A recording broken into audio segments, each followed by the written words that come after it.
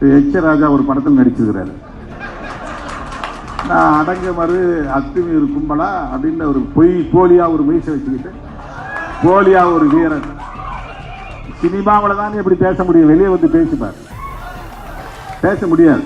சரி, சினிமாவிலேயே எங்களை பற்றி நீங்கள் பேச வேண்டிய நிலை வந்திருக்க, பேசு. திருமாவளவனை மனசில் வச்சுக்கிட்டு தான் படம் எடுக்கணுங்கிற நிலை உருவாயிருக்குல்ல.